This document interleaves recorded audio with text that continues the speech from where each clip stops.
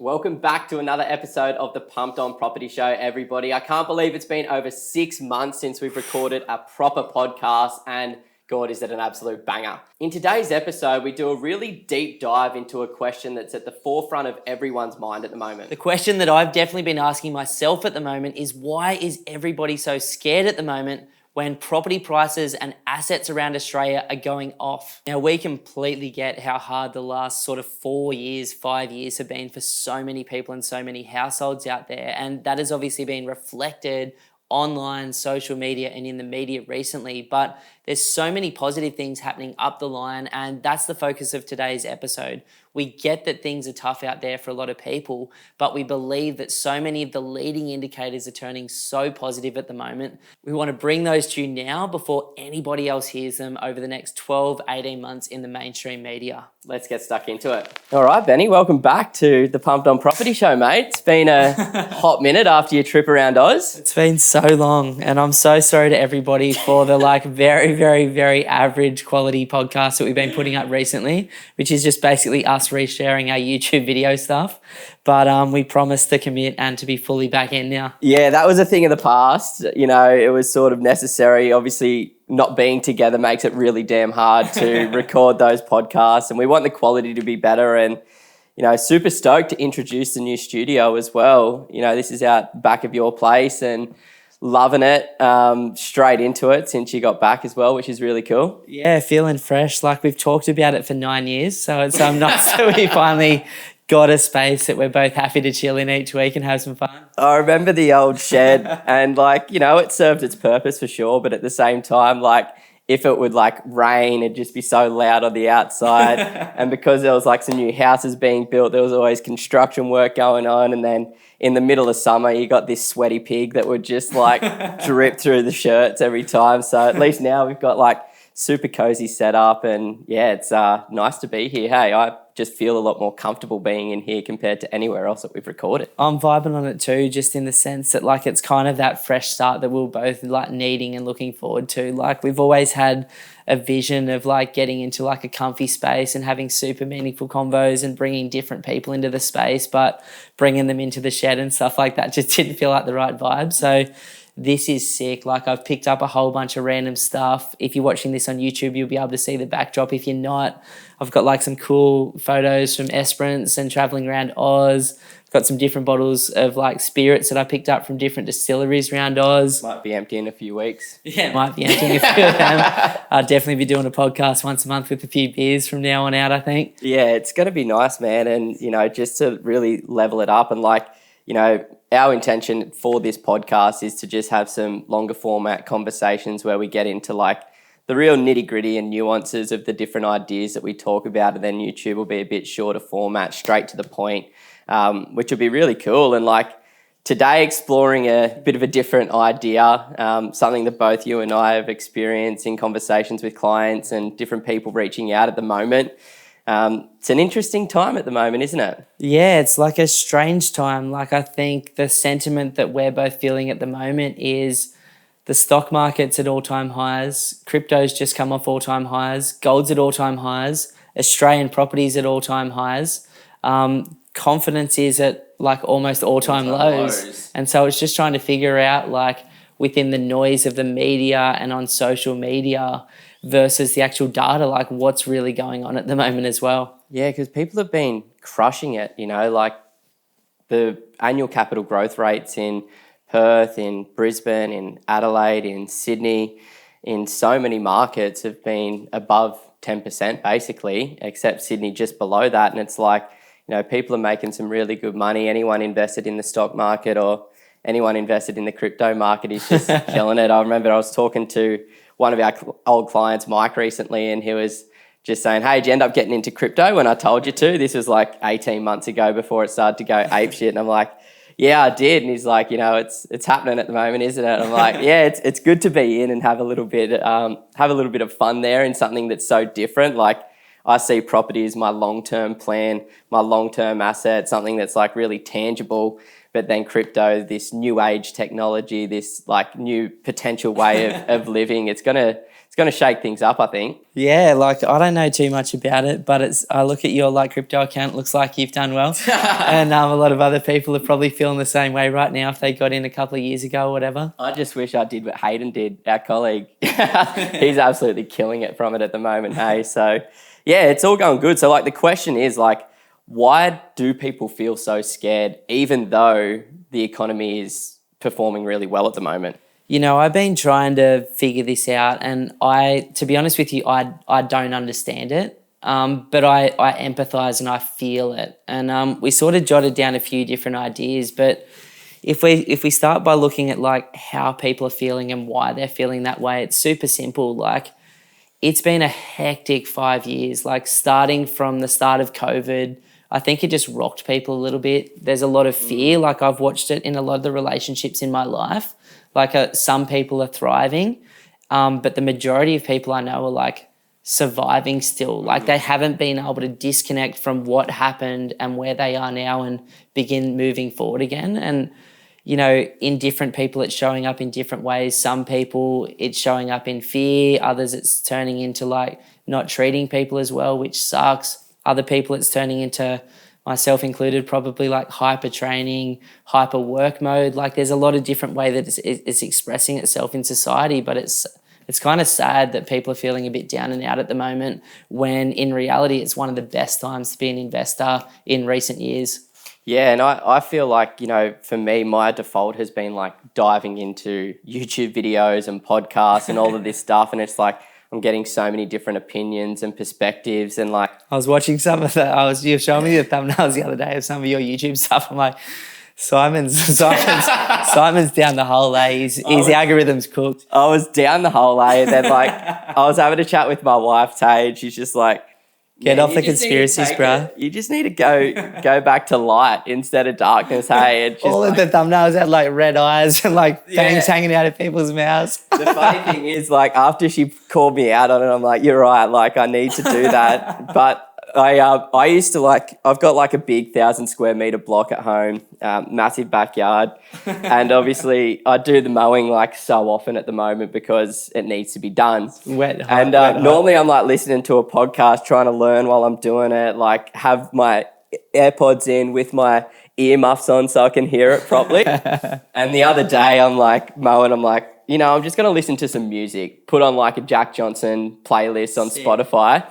And I'm just pushing around with my earmuffs still on. And I get back inside and Tay's like, that was the funniest thing I've ever seen in my life. She got a video of me mowing the lawns in the backyard and I'm just singing from the bottom of my heart. Like all my neighbours would have heard me. But she's like, you were just having fun. She's like, you know, sometimes that's what it's about. And like, always that's what it's about. That's what I want to get back to, hey. It's just like, you know, going internal rather than looking external and just being like, far out, you know, like we do live an epic life and, you know, things are good when you actually look at it a bit more pragmatically. And it's just when you're looking in the media, looking externally, like, you know, it just changes your perspective sometimes. Like the media is making it so scary at the moment. You've got all of these differing opinions, all these talking heads saying their little 2 cents, including us, and it's just you know, I think coming back within yourself is really important. Like you've obviously had 6 months of doing that on your trip around Australia. Like how has that helped you and to just like block out the external noise and focus on the internal? You know, it was actually so necessary for me. Like I've sort of talked to you about this off the camera and stuff, but I just didn't realize after 15 years of going so hard how broken my like patterns were in my brain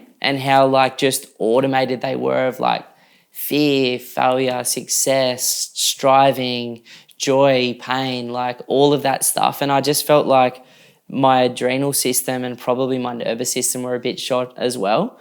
And 6 months away with like literally only talking to my family, my mates on the phone or my family on the phone, and then people that I just randomly meet. But like there were just days and days and days where we were in the middle of nowhere in like South Oz or WA, which was so sick. And just there's nothing to do. And a lot of these places we didn't have reception. Like we deliberately didn't take any devices that we could plug into like this crappy little TV we bought from JB before we went. And so all we could do was like buy DVDs from like secondhand stores around Oz. I love that. And like it just gave me a chance to like hear my voice super clearly again. Like I only put in a very small number of messages, like some training related stuff, but not motivation, more like technical stuff, like around mobility and strength stuff that I wanted to do. I listened to a whole bunch of philosophy and sort of like my version of stuff at the moment, which is really cool as well. And just some old school like Jim Rohn stuff, talking about like character and values and quality in the life that I want to live. And my big intention at the start of the trip was, by the end of this trip, I really want to be clear on my why. Really want to be clear on what success means to me. And I really want to be clear on like my direction that I'm supposed to be heading. And at different times of the trip, it was really frustrating because I felt like those things weren't coming to me. But now with 2020 vision, like I know all of those things and I'm just clear, and I know what I want with health, with my family, with the contribution we want to make through the business, the number of clients we want to take on. I know what type of person I want to be and what type of impact I want to have in the future. Like I'm very, very clear on those things, which was so beautiful to do. And then doing that in nature and getting to spend time with my family and train every day was just off the hook. Like very, very, very rewarding. And then meeting the best of people on the road too. Like people are just kind. And like the version that a lot of us show up in our normal lives versus the version that we bring out best when we're on holidays is just, you know, I want to see more of that come out in people as well. Yeah, I've found that as well. And like, I'm super excited to do a bit of a deep dive into all of those different things that you've been working on in later podcast episodes and start to talk a little bit more philosophical as well, because, you know, you've really helped me, you know, figure out some different things there as well. But, you know, I notice that when you talk to people, like whether it's on a, you know, a strategy session, whether it's to a previous client, whether it's just to a friend at a barbecue or a random that you've met in a caravan park on the road, it's like the conversations when it's one-on-one like this, you know, are very normal, right? Like everyone's enjoying their life. Everyone's having a good time. Yeah. Everyone's actually killing it. You know, like all of my friends who run their own businesses are just like almost turning away work. You know, all of my friends that work for other people are getting pay rises and like absolutely killing it. You know, a lot of my friends that invest, whether it's crypto stocks, real estate, are all making lots of money at the moment. So when you get into that one-on-one situation, you get like a really different narrative compared to what you would perceive from the media and from some of this data that we've jumped into here as well. So, you know, it's such an interesting disconnect there, hey? Yeah, it's like the paradox at the moment. It's not congruent. Like the story isn't being told in the way that it is meant to be. Like I've said this to you before, but I believe the better something becomes, the more they have to squeeze to like get the same impact. And that's the media cycle. It's been running like that for hundreds of years. And where the world has never, in my opinion, been better. Like it's so hard right now, and we're going to talk about some of those things in a moment, like the logical things putting a lag on the Australian economy at the moment. But like the average person's life in Australia is exponentially better, like having access to better quality food, better quality health services, great schooling. Like our sister's just got a job in policy for the New South Wales government, and like my expectations about how old certain things were just completely wrong. Like they are constantly updating things and trying to make it better. And I'm looking at the unemployment rates in Australia at the moment and how many people have jobs, and how only recently the average income was 70K and now it's almost 100K for a full-time employee. And how when I was working at uni, I was getting like 15 to 20 bucks an hour pouring coffees, and now people are making, you know, 36 to 40. There's people in Sydney getting 100 grand a year to make coffee. Like it's out of control. But on the flip side of that, obviously it's hard at the moment too. I will say, as a coffee connoisseur, that the coffee is way better now than it was back in the day. So you deserve your 36 bucks an hour or your 100K per year, baristas. And has the price of coffee gone up? Like I feel like coffee, it should have. Hey, it has I'm not massively. A drinker. You know, you used to be able to get a coffee for $4. You know, now like you're pretty lucky to walk away with a $6 coffee for just like your standard, you know, cafe latte. So you're looking at $40 a week type thing as like if a you theme. buy it every day. Yeah, okay. Well, I actually went and bought like a little Breville coffee machine for home. Sick. And I reckon I'm saving like $50 a week from buying this. It cost me $250 to buy, which, you know, for me, that's like 6 weeks of coffee. Yeah. And then, you know, I love my little, my routine. Like I make my beautiful bulletproof coffee in the morning, get my organic spray-free beans from the local markets, and just, I love it. I'm such my dad's son when it comes to that, eh? I love that so much, bro. Hey, I wish I could drink it because it smells so good, but it's like having 15 beers for me. It just like sends me off the planet. I don't sleep and I feel like I'm just charging. I can't like relax, hey. To be honest, that's probably me as well. Genetically, it's just like I've suppressed all of that from drinking too much. You had 2 coffees before this actually, and so you probably you're about to hit peak, guys. Watch out. This year I have gone from last year I've always sort of been a 3 to 4 shot coffee kind of guy per day, but I've just gone down to like maximum 2 shots per day. Haven't noticed any changes whatsoever in my energy levels or anything like that, which is sick. And like, you know, I know it's a little bit better for me as well to not be drinking as much coffee every single day. Look, I don't know any of the science behind it, but I think it's a cool thing, man. Like whatever makes us all happy, right? Yeah. And I just feel like, you know, I did want to touch on some of the logical stuff that's going on inside the market at the moment. Because, you know, the reality is like money's expensive. Now, the horrible truth about what's happening right now is the reason money's expensive is because they're trying to pull the money that we saved during COVID out of our bank accounts so that we stop spending on the economy and inflation slows down. Like the concept is a good one to like slow things down. Otherwise, we'll be walking around with like buckets of cash trying to buy bread like some of the other countries around the world. But the reality of like the system that we're in sucks. It's like actually hurts me knowing that like they're trying to rip money out of the average person's account, and it's the average person that is struggling the most with it. Yeah, you know, some economists will call it like a hidden tax inflation, and it's like, you know, something that we don't have any control over. Like, you know, thank God for the government for, you know, providing those stimulus packages during COVID to get business owners and individuals through that really, really challenging time when we're in lockdowns. But like the repercussions of giving away all of that cash has been inflation. And then to slow down inflation so we don't end up like Sri Lanka or Argentina or Venezuela or, you know, some of these places that have got, you know, 50, 90, 100+% inflation is like we need to tighten monetary policy. So they push up in interest rates, people dive into those savings, people don't have as much money to spend on coffees, on going out to eat, on whatever it might be. And, you know, you do have to tighten the belt buckle for a little bit. But like what we sort of notice diving into history is like, it's constant, right? Like it's always changing. The interest rates, the sentiment, all of these things are constantly in flux. Without a doubt. Like I think it's important to sort of have a look at that, because one of the things that Simon and I have started to follow, just laughing about our market update last week, where it's like Roy Morgan said, I was just having a laugh at that. Putting the bloopers in at the end is going to be funny, eh? People are going to be like, God, these guys suck. Our market updates, guys, are real tight now. So if you haven't subscribed to our newsletter, definitely do. And if you haven't been watching them over at YouTube, check them out. But basically the Roy Morgan report for the ANZ Bank is like a confidence report that's been done for a long, long, long time now.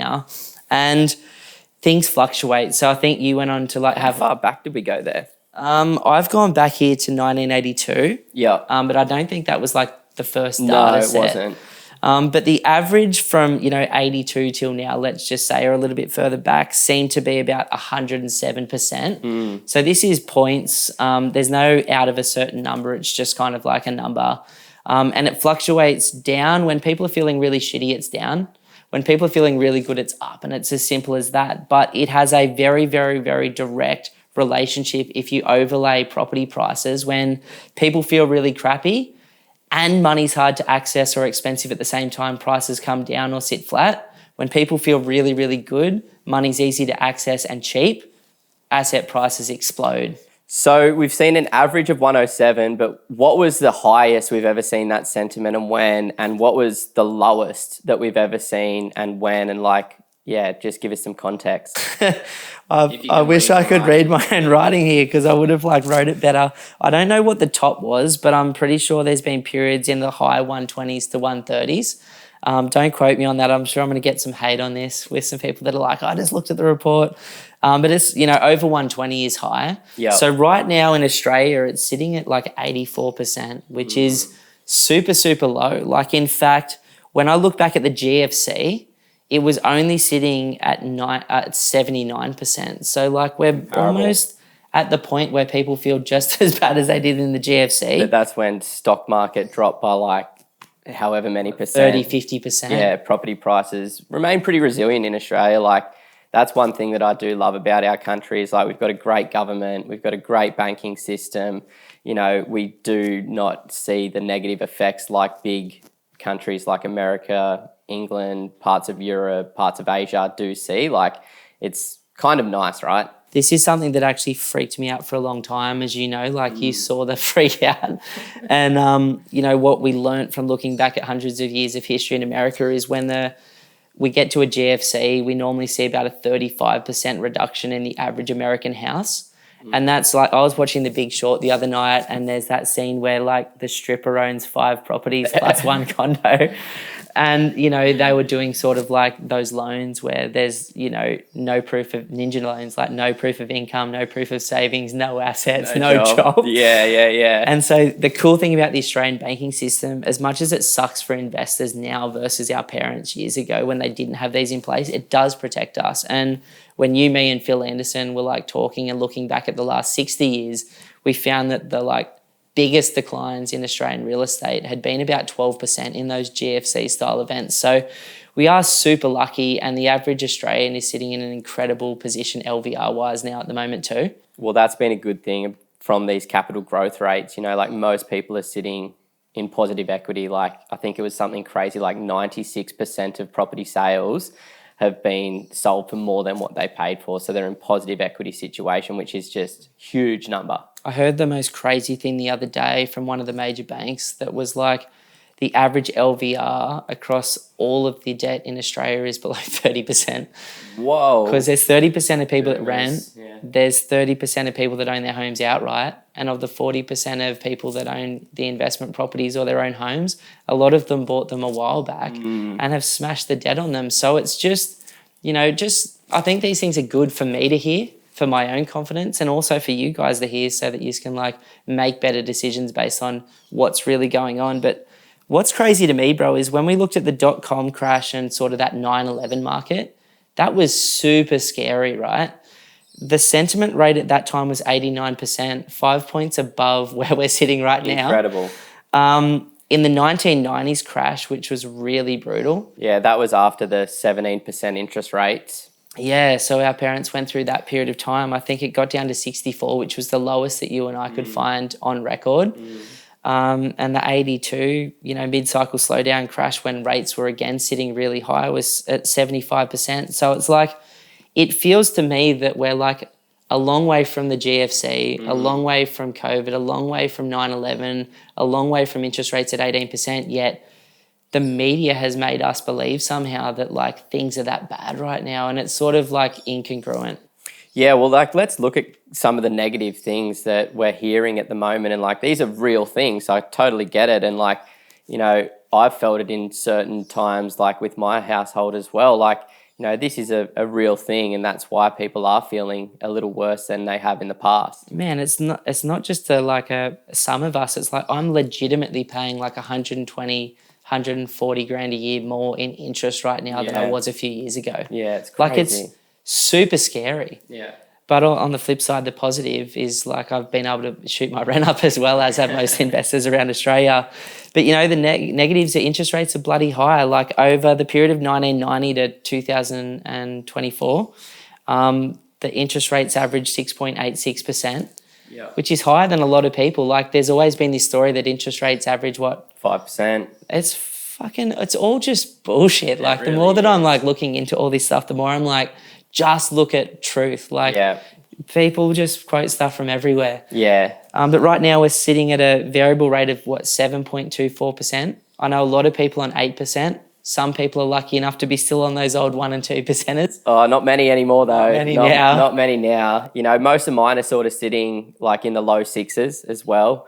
And, I know you can get there as well if you can get to those bigger banks with a better LVR. Yeah, I'm in the like mid sevens personally. You need to refinance. I do. It's just such a punish.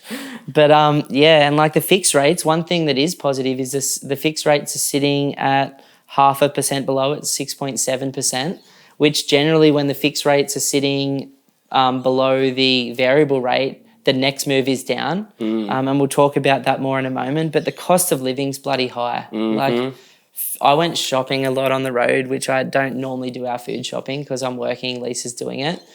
And I couldn't fucking believe how expensive it was walking out, and we didn't even have a proper fridge, and we were like living on the road. Me and my wife, like we do shop organic at the markets. We get the best meat that we possibly can from local farmers. We get like water delivered to our house. Like we're super like in that very top of how much people spend, but like we're a 2-person household and we're spending like up to $300 per week on groceries at the moment. Yeah. And it's like, that's insane. Like I know, if we were to go buy the frozen stuff from Aldi, like we could probably save at least half of that. But like for our values and the way that we want to live, like we want to be supporting local farmers and, putting the best quality food that we can possibly get access to into our bodies. And like that's a lot of money per week. Eh?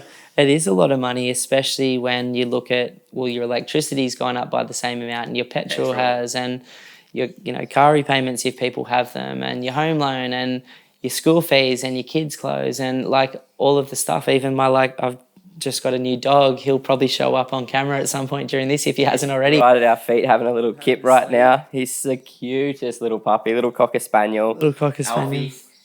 He's beautiful, but he's expensive. Yep. Like we took him to the vet to get his shots, you know what I mean? Like, and all of these little things like are stacking up. And so what I hope is that, like the cost of living as interest rates start to come down, stabilizes. I've already started to see it in some of the industries that we know were going off, like building has settled.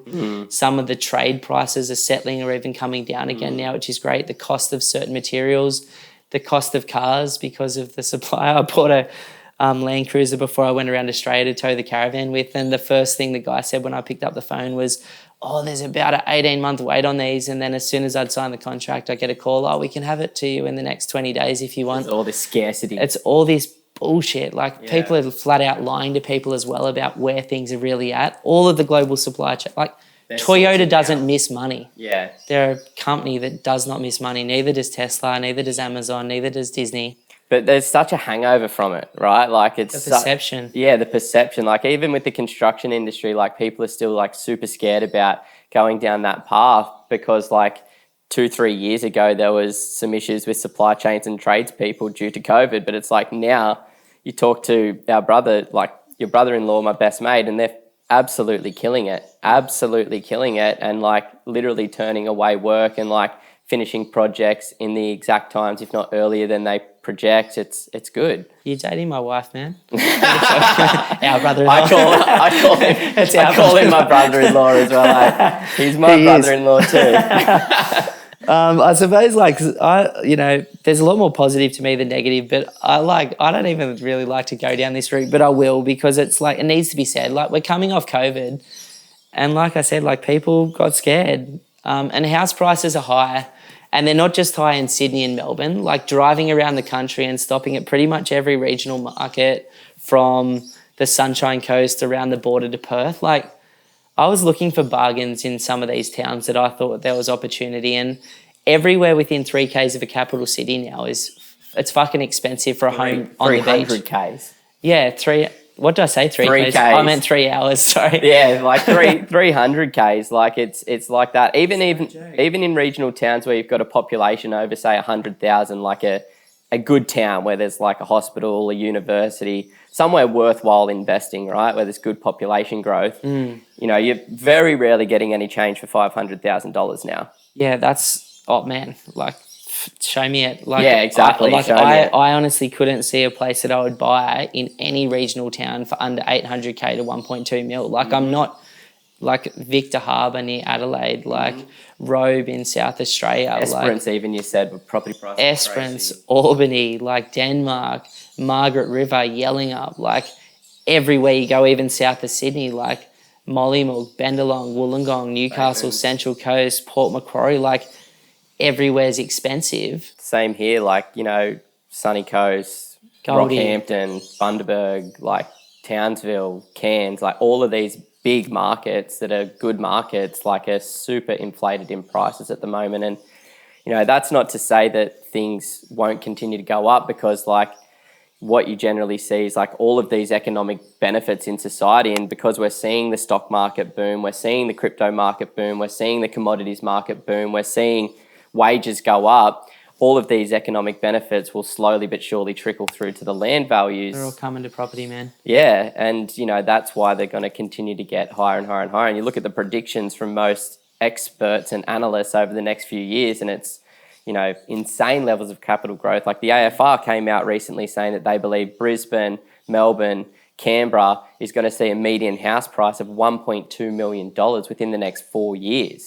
Sydney could see a median house price of $2 million in that article. Like, it's just going to keep going. And that's crazy. Like, the average house being 880K in Brizzy right now, and we're buying properties every day of the week that are still in the sixes, and we're buying townhouses in the 4s and 5s still. Like, it's exciting, because what I love about looking around Australia, and we've just looked at every single suburb in Townsville, every single suburb in Brisbane, every suburb basically on the sunny coast. We've also looked recently at every suburb in Perth, and there are needles in haystacks. So at this stage of a cycle, we generally say that like Sydney and Melbourne and some other cities, some other major metro markets would be fully priced.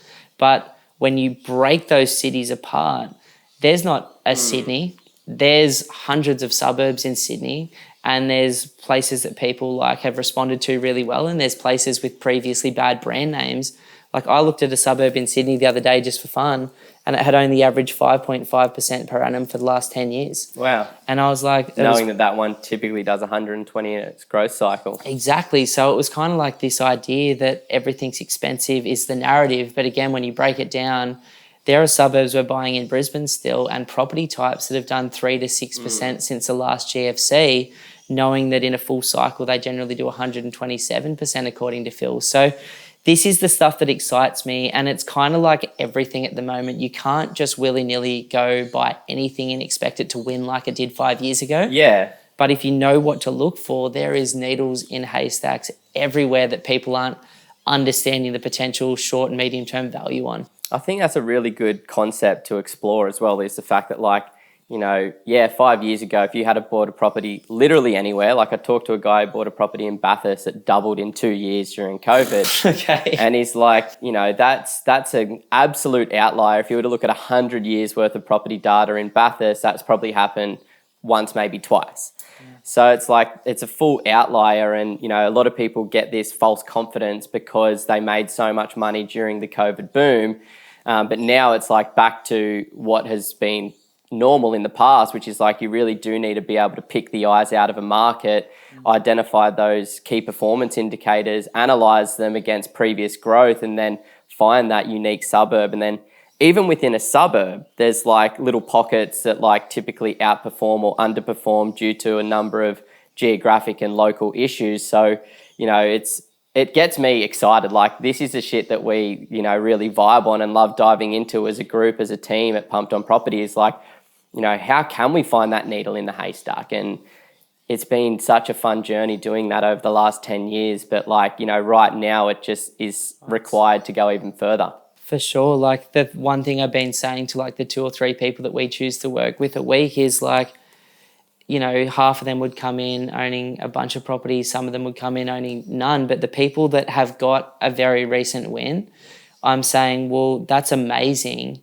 But I love that like you're choosing best practice again so that you can turn one win into another. And by turning like one win into another win into another win can be the difference between someone working till they're 67 and someone working till they're 50. And that they're the choices that I want for my life with my family, like the choice to spend more time with the people we love, to do work that we enjoy, to give money to charity, to like help people, to help ourselves, to like be the rock in our communities, and to just, when people aren't taking this stuff as seriously as like I do now, I'm like, it's completely cool. Like, that's normal. It's like training as well. It's like anything, showing up for your family. But it's like, the reality is like there's a real future. And like now is like one of those important points in history, I believe, for people to like choose positive, light and financial freedom and choices versus like going along with the masses and just getting accidentally carried on negative sentiment for the next 6 years or so and losing, 15 years in the future because of those choices now. Yeah, it's a really tough one, right? And, I think it just is important to surround yourself with a community of like-minded people without putting yourself in an echo chamber and like, Yeah. keeping your finger on the pulse, following these different things. Like we've just created like, in my opinion, like probably the most important monthly email about the Australian property market. And you can subscribe to that at our website if you're not already, and get those monthly updates, which just dives into exactly what's happening. And it's just a quick pulse check every single month to see what's going on and what's likely to come next. Yeah. Which is so exciting that we've finally been able to do something that we've wanted to put together for such a long time. Yeah, like it's just really nice to be in that space again of like creation and adding value and helping people. Like that's really where we're coming from, and it's a beautiful place to be lucky enough to be. And like we've naturally just gone down our way of being, which is like light, positivity, optimism. So like we talked about the sentiment, we've talked about the negative things that are causing that sentiment, but like let's look at the other side of the coin, which is the positive things that are occurring around the country right now. Honestly, it was hard even for that stuff to be coming out of my mouth, because even though I believe it's hard right now, I believe a lot of it's media fabricated, and I actually think we're in for one of the most special times in the last 15 years in the next 2 to 3. Mm-hmm. I'm very excited. So like the positives that we're seeing is the population's going feral. Oh yeah. People moving around Australia to different locations that they haven't done for 10, 15 years.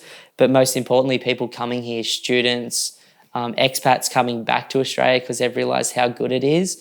And then all the migrants coming from overseas, but they're not just flushing the country with people. They're bringing very, very highly skilled people that earn great incomes into the country as well. And this is because we've got a commodities boom right now, plus we've got an infrastructure boom right now. So we're importing all of these people that are like earning big coin, doing really cool, interesting work and adding value to our country as well. Like you look at the infrastructure projects in Southeast Queensland, Sydney, Melbourne, it's just like a whole nother level, unprecedented amounts of money being spent by the government on these things. And that's why another really cool thing is the average wage right now is about $98,000. That's incredible. Is just, probably hard to hear for some people, but like, incredible for so many others. That's completely true. Like I was having a debate the other day when we're having a beer at Easter with my father-in-law, and he's been in the property game for like 30 years. Nothing new there. No, and he's like, the good old days are over. It's never going to be like this again. It's all turned to bullshit. And I'm just like, what? I'm like, in the old days when a house was 500K and you had one of the family members earning 70K or a great income was like 100, 150 grand. I'm like, now you've got 2 people on average working in a household, like the types of households that buy homes, which are first-time buyers, second-time buyers, mums and dads or investors, really. Like they're at that more stable stage of life where they're either saving money on their own or with their partner. But like the average